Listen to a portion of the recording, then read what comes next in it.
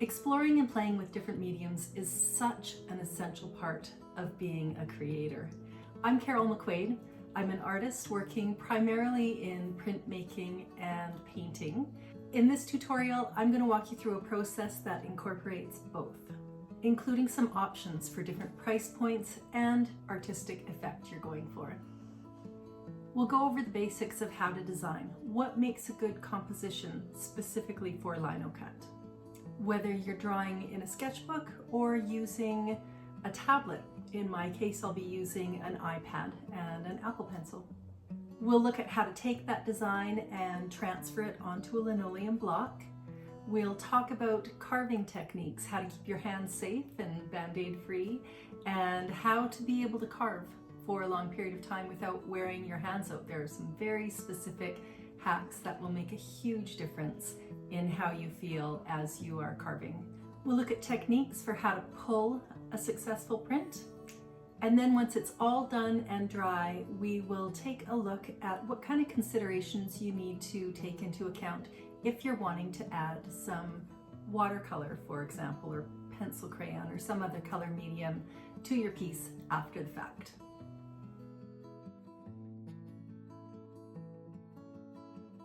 So what is printmaking? I mean, it's been around for centuries. Everybody from Hokusai to Picasso has had their time being completely entranced by it. What we're going to be looking at specifically is relief printing, which is usually linoleum or wood, where we take an image, we transfer it onto the block, we use carving tools to remove portions of the block, and then when we roll ink on top, it hits the parts that we've left and it misses the parts we've carved out.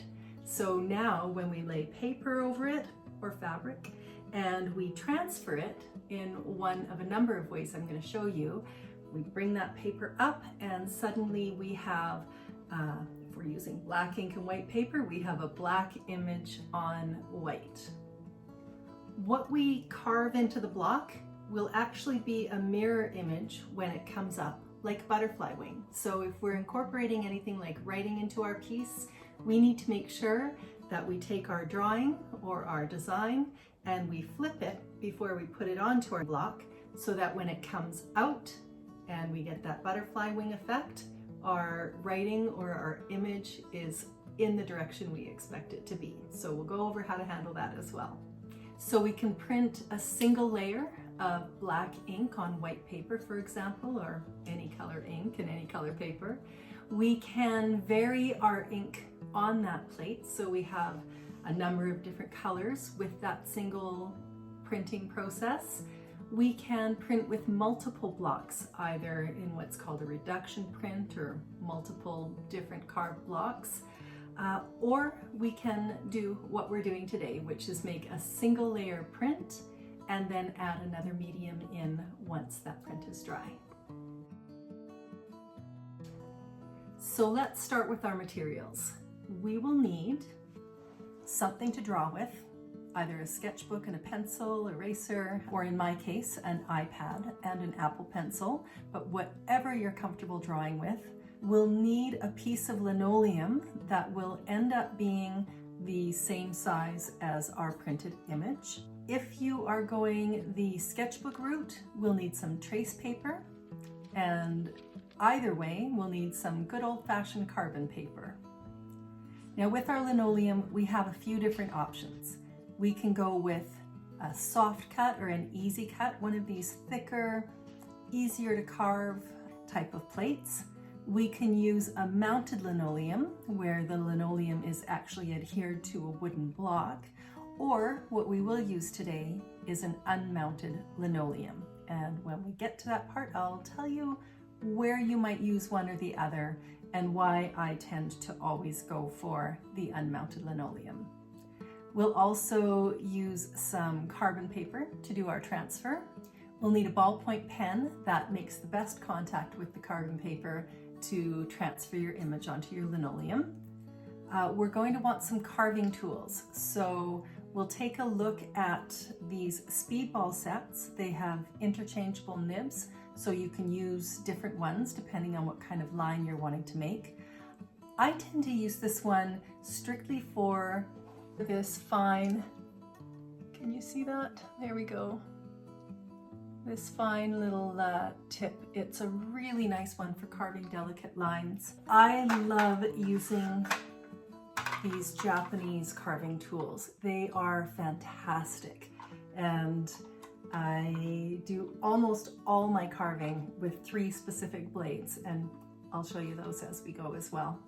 We'll need a cutting mat to work on, or you can use some non-skid from the dollar store to keep your plate steady as you're carving. We'll need some ink. There are a few options. If we're going to be painting on this, we're going to want to use a waterproof ink. We'll also need some glass or plexiglass to roll our ink on. What I like to do is anytime I have a glass frame that gets a ding in it or a chip, I like to just mask it off with tape and use that as a rolling surface. You can also use glass cutting boards like a cheese plate. I use usually when I'm printmaking outside, a little hardier, or plexiglass is great. You'll also need a Baron or a printing press. That's a pretty tall order, but I'll show you mine when we get to the printing part. Or you can do your transfer with something as simple as a wooden spoon, and that can be completely effective. We'll need some good quality printmaking paper. Because we are planning to paint on this afterwards, our options are using a hot or cold pressed watercolor paper, or what I love using is Stonehenge. Stonehenge is a printmaking paper that takes water media beautifully. We'll want some cardboard or a drop sheet to protect our table, our workspace. And then after we've had a few days of drying time, we'll want some watercolor paints and brushes. And as we go, we are going to want some rags and paper towel. I love to have wet wipes on hand just to clean up as we go, keep our hands clean as we're touching paper and going back and forth. So that's important to have as well. So once we have all our tools ready, it's time to start thinking about our design. The key thing with Linocut is it is binary. When you cut into that plate, that piece of the plate is gone. If you leave a portion of the plate, that is going to print. There's no gray area. There's no grayscale. So you can create the appearance of grayscale with texturing, with making a series of lines or marks, but the linoleum is either there to accept the ink or it's not. So as soon as we start thinking in black and white or colored ink and paper, we're going to be in the right place. Part of the beauty of this medium is that stark contrast, thinking in 2 simple tones. I find that my pieces are most successful when I have some big areas of solid ink, some big areas that are completely cleaned out, and then a range of areas where the texture is varied and it creates interest. Of course, general composition rules apply as well. We don't want to just take our object and plunk it in the middle of our plate. We want to plan to lead the eye through the composition, giving it lots of detail to feast on. Lettering can be a really fun element to include in your design. Keep in mind though, when we take our image, we need to flip it before we carve. So any writing or recognizable directional things you have going on, you need to flip them before you carve so that they come out the right way around. So I went ahead and did this sketch on my iPad in a program called Procreate, which is fun because it gives me this time lapse. And what I'm focusing on is having some good areas of dark, some clear areas of light, and then a mix of textures in between. So at this point, we've got our design, our drawing, or we've got an image on our iPad. And if you're using the iPad, I'll get you to flip the drawing and print it out, and then we can move on to the transfer.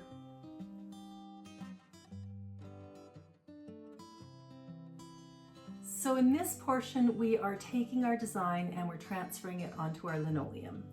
This is why our design needed to be a size that fits on our linoleum block.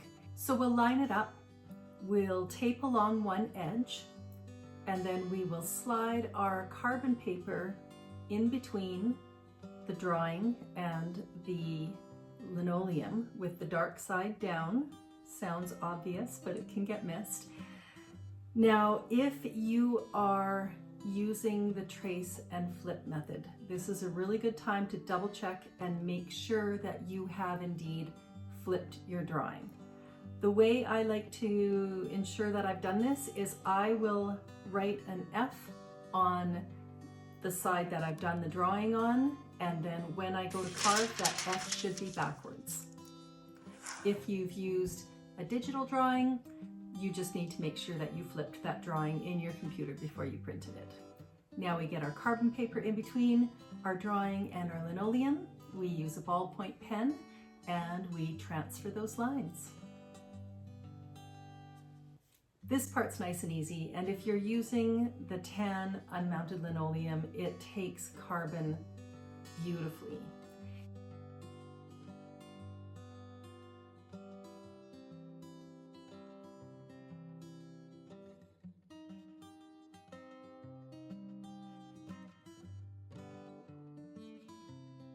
If you're using the soft cut or one of those more rubbery types of plates, you can do your drawing in pencil, flip it over, and simply rub the back, and it should transfer fairly clearly. For me, I love having more detail, and that's why I like the carbon paper and unmounted linoleum route. The other reason I prefer the unmounted linoleum is at times I will want to take my designs and print them out on a printing press. For me specifically, I love to print table linens with my designs. So if I'm using a thicker plate, I'm going to have issues having the roller of the printing press roll smoothly over the edge of the plate. So for that reason, I stick pretty much always with unmounted linoleum. One of the things I love about this, doing the drawing, flipping the drawing over, drawing it again to transfer the carbon onto your block, is it gives you a chance to revise your image each time you draw it and really get to know the image. By the time you pick up a carving tool, there's no going back. There's no Control Z or Control Z for our American friends when you're carving into linoleum. If you cut something away, it is gone for good. It might not mean that the piece is dead, it might just involve what we call a design change, but you can't put something back once it's cut. So it's good to review it a few times, make all the adjustments that you want to make, be super clear in your mind what's going to get cut and what is going to remain before you start cutting. Now on to carving. This is my favorite part. The first time I ever did a Linocut, I had shown up at a life drawing session.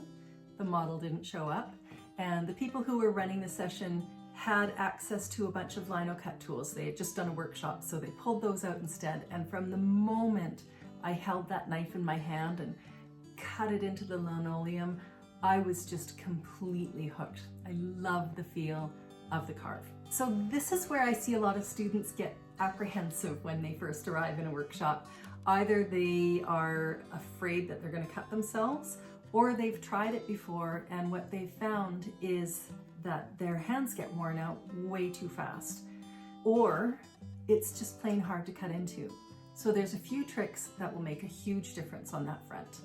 The first is cutting cold linoleum is hard. So you want to warm it up. A lot of people will use either a heat gun or a blow dryer. I've seen people put them in the microwave. I'm not sure what that does to the plate, or hold them up to space heaters. But what I do that I find is super effective is I sit on it. I just tuck a piece of linoleum under my seat, and as soon as I can't feel that it's colder than my body, I know it's ready to carve.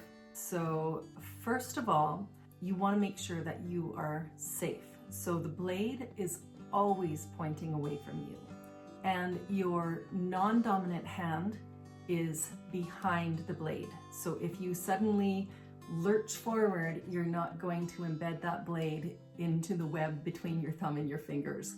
That would not be fun. So the technique that I use, it keeps my hands safe, and it also allows me to carve for a much longer period of time because of the way I'm holding the blade. So I take the blade in my dominant hand, I place the tip into the linoleum. My hand is used strictly for steering. So I'm going to swing it left or right. All the steering comes from my elbow and my arm, not by moving my wrist. So this is locked, and you're just holding the tool, and all the steering is coming from here. Okay, my non-dominant hand is going to be the pressure. So this is what presses the knife into the linoleum, and this is where our steering comes from. What that does is it gives your lines just a beautiful fluid kind of flow, and also your dominant hand won't get worn out. All of the muscle is coming from here, and this is strictly steering. So there are a couple of different techniques when you're carving. The first is we're going to just make a straight line. So we have our tool, we put the pressure on with our non-dominant hand, the linoleum is warm enough, and that tool is going to slide forward. We can either come up like a dolphin surfacing and let that blade come out of the linoleum, and you'll get a nice curved end, or we can drive that cut forward and lift our tool, and the linoleum will snap off, giving us a flat line. So if you're thinking about how you want your line to look, that'll tell you whether you want to surface like a dolphin or lift the tool and have the piece snap off. There are some other fun things you can do.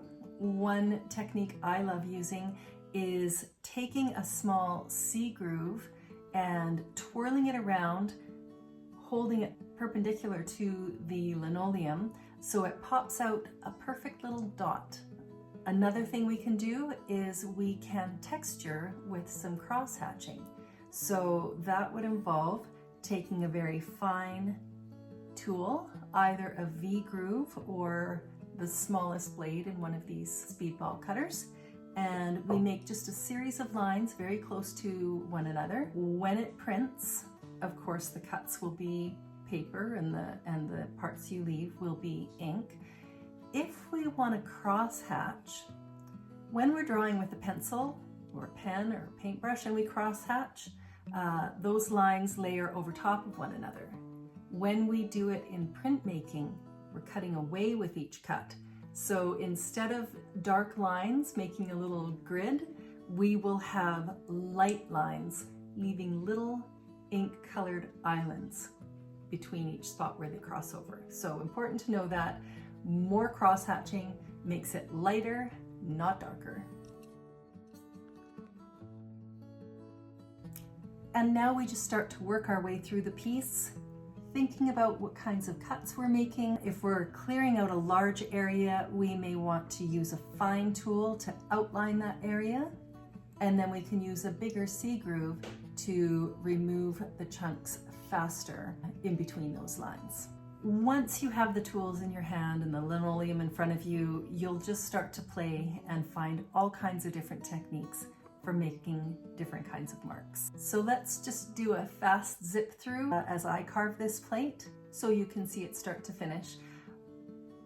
I know this is moving too fast to really see what I'm doing, but what I want you to notice here is that I am consistently keeping that non-dominant hand as my pressure. Dominant hand is steering, the non-dominant one is the power. So it is safely behind my blade, and it's also creating a situation where my dominant hand isn't going to get burned out before my art brain does.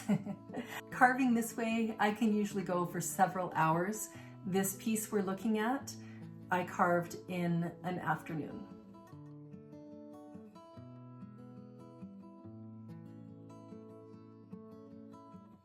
Now we are ready to print. So the first thing I want to do is flip over my plate, give it a good few whacks to make sure that I get any loose linoleum bits out of it.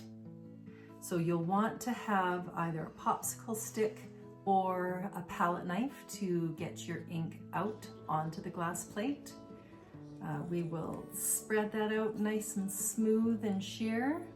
I've got a pretty good amount of it here just to make sure we can get through this whole print. Now we're going to take our roller or our brayer and we're going to place it on the glass. Now it's tempting to take that roller and plunk it into the middle of the ink, but it's going to be super gloppy. So what you want to do is put the roller on the plate and roll up until it just has a nice big smoosh with that line of ink, and then draw it back, lift our roller up so that the wheel can keep turning, and then put it back down on that bed of ink in a different spot and draw back. Just keep on running it through until we have a completely smooth, velvety bed of ink. We can go from the other side, as long as we're printing with just one color, and run it through. Makes that nice sound. And once it's completely smooth, like a matte velvet, it's ready to roll. Okay, so now we're going to take our plate and we're going to line it up, and we are going to start to roll our ink out. Now, once the roller has done a single revolution, it stops having enough ink to deposit. So one thing I see beginners do is they'll often keep on rolling on the plate without going back to our inking plate and getting more ink. So thin veils and lots of them is the key to getting a nicely inked plate. Here we go. And so we just keep adding to it like that until our plate looks like it is evenly inked. I like to get down and just look at it at an angle and see if there are some areas that I've missed, and then I'll go back in. Once we're sure that we've got our plate evenly inked, we're going to put the plate aside, get these messy things out of the way, double check our hands, make sure there's no ink on them, give them a quick wash, and then we'll get our paper and get ready to make our first print. If I was making multiple layers, I would be using a jig so that I get perfect alignment every time. Because we're just printing one color of ink, I can be a little more relaxed with this one. So what I'll do is take a piece of paper that is the size I'm printing on, put it underneath my plate so I can position it exactly where I think it should go on that paper. And then I'm going to take my printmaking paper, the one that we're making the print on. I'm going to hold one end up as I line the other end corners up with my base paper. And when I feel like I've got good alignment, I'm going to confidently, in one motion, lay that piece of paper down. Now, once it's down, we can't second guess. If you move it, you'll get little ghosty lines. You don't want those. So down and done. Now we'll take our Baron or our wooden spoon. They both work, I think, really equally well. And we'll just start to rub. I like to do this in a circular motion and keep on working in patches, in rows, back and forth throughout the whole print. One important thing to note when you're using your Baron, all of your power is coming from your shoulder. So you're not pressing down, you are driving down. And the power that you get from your shoulder, pushing down through your arm onto the plate, is going to make it much easier to get a good print. Things to watch for when you're printing. You want to make sure you get the corners. It's easy to miss an edge or a corner. Any place where there's lots of detail or your focal point, you'll really want to pay attention and make sure you give that a really good rub. Any big dark areas, you want to make sure you go over that with lots of force. Really, I'm saying every single part when you think about it. You just want to keep going over it until you are confident that you've really made that transfer.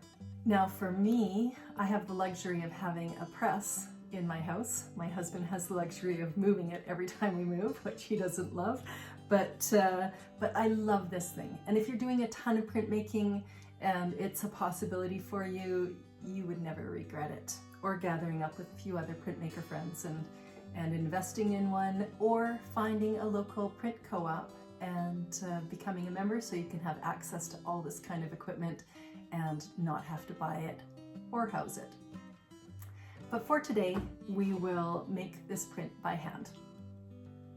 This is the moment of truth. This is the best moment in printmaking, is the moment we peel up our first print.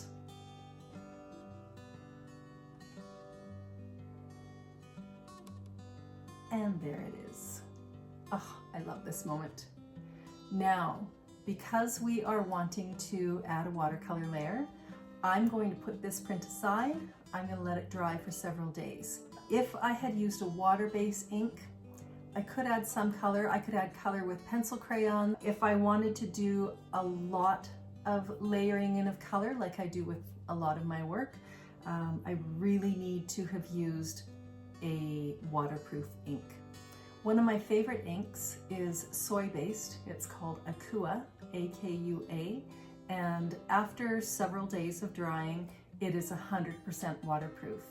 You can also use an oil-based ink, another one of my favorites.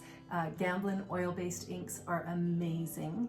Or you can use Speedball fabric inks are waterproof and they'll hold up to a watercolor wash.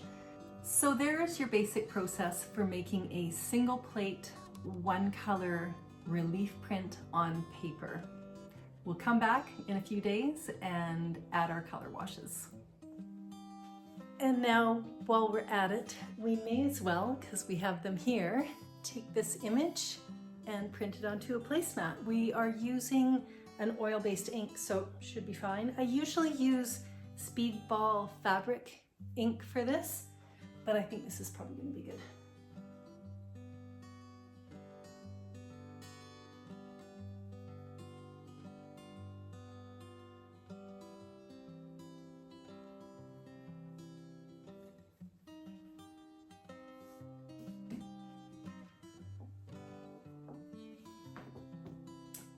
Fingers crossed.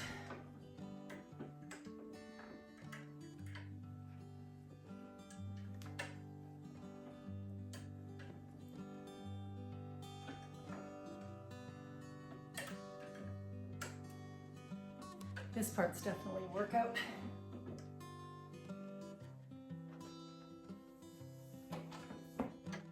And how did we go? Oh yeah. That is lovely.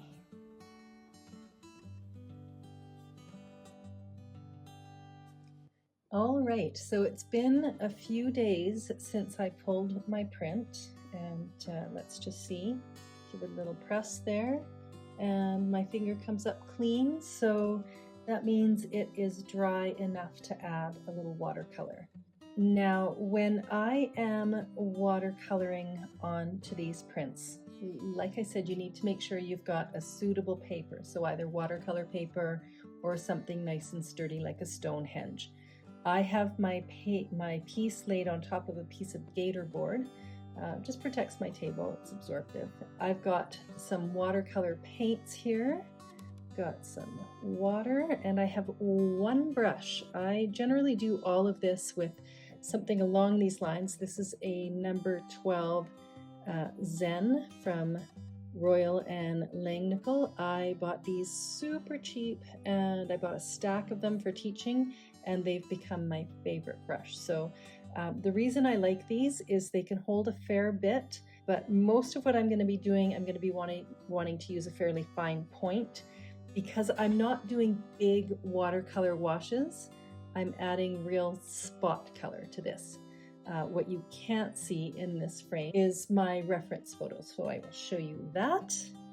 And now let's get to it. Oh, the other thing I always have handy is a rag so I can take a little excess moisture off my brush whenever I need to. I leave my palette all messy like this because if I need to, I can clear a spot and make sure that I have very pure color. But I like colors to play with each other. I think you get some really nice effects. This bottom plate here is what I'm going to start with, and it is a lovely kind of bamboo tone. So I'm just going to, with a fairly dry brush and a very light stroke, add some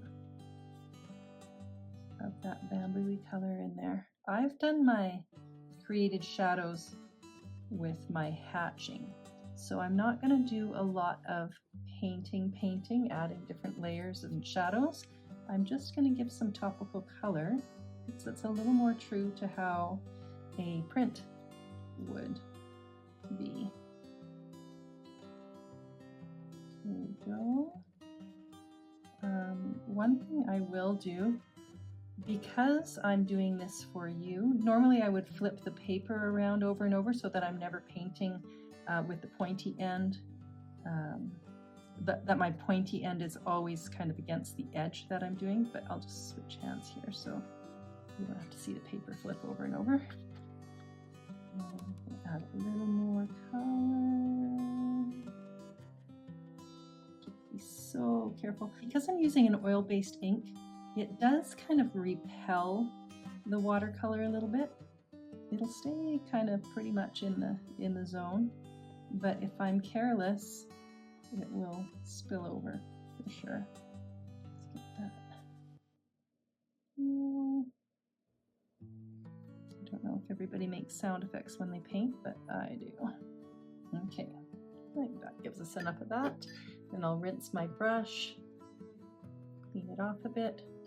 Now the actual plate here is yellow, so I'm going to save that until later because I've got lots of things that are this kind of woody tone. This whole scene is very sort of woody. That's a bit too red. I won't do a big color theory thing here, but opposite of red is green, so I'll knock it back with a bit of green. Get more of that brown wood tone for my salad bowl. And it still needs a little more red. So I want this to be noticeably richer in tone than my other color. But I don't want to leave puddles. It's a big thing with working this way is you want your paint application to be fairly smooth and flat.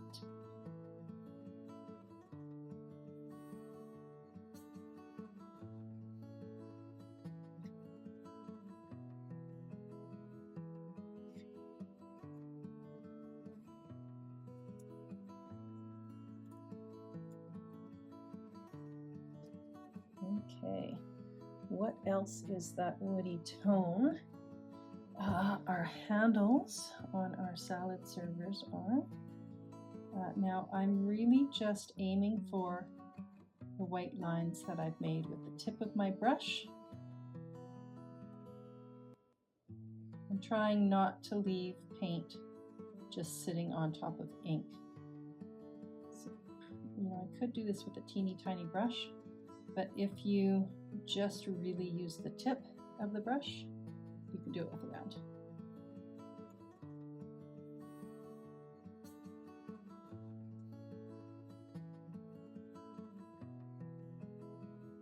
And then if you find you have moments where you have a little too much wetness on the paper, just dry off the brush and soak up the paint that is there. We want the wicker of our basket, so that's similar in tone, just maybe a little more water, a little less pigment.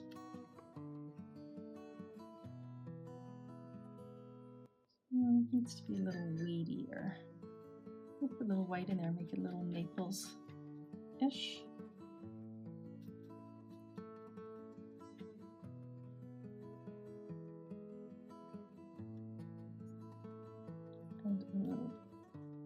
blue.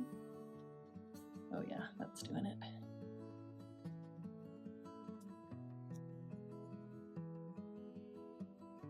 So there's some texture to this wicker, so I don't want to just paint that in like a paint by number. I'm gonna just give it some liveliness by having the paint not quite echo the print. I like that. And I'm going to add a little green to my goldy green salad bowl, a little green gold. I want it to have that sort of aged metallic look.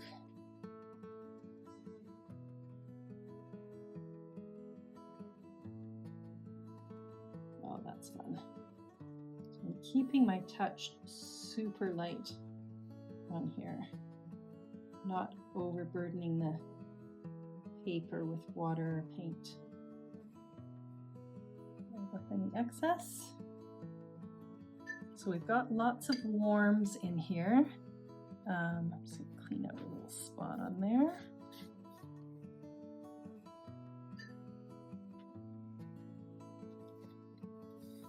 Let that thirsty brush pick up all the excess on my palette. And now I want a real yellow for my melamine yellow plate there.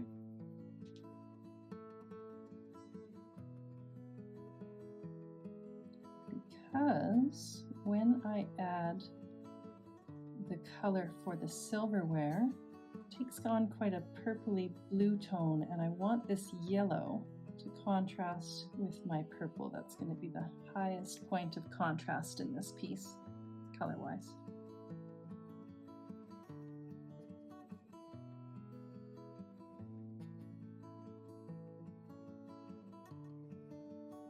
So because I'm working in such light glazes, I don't have to wait a super long time for that to dry before I can go in with my other color.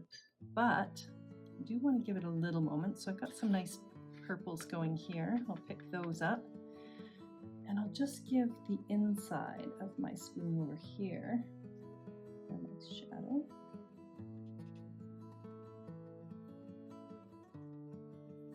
Shadow into the basket. Not much to add there. Just give this a little. There we go. I want to preserve the reflections in my spoon, so I'm gonna give a nice little contrast there.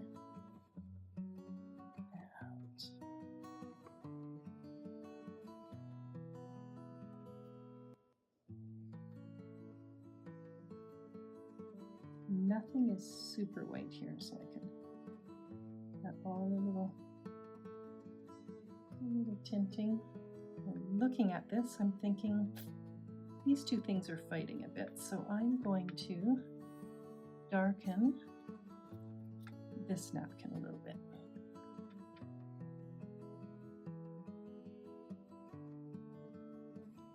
One of the things I love about working this way, let's say I do a run of 15 of this limited edition print series, I can approach each one completely differently, completely different colorway, or I can just alter the intensity and the hue a little bit. I get to sort of look at it a few different ways, take a few different approaches, and I just really enjoy that freedom. And that is essentially how I create a Linocut print with watercolor wash. Thank you so much for joining me on this tutorial. I had fun. I hope you did too.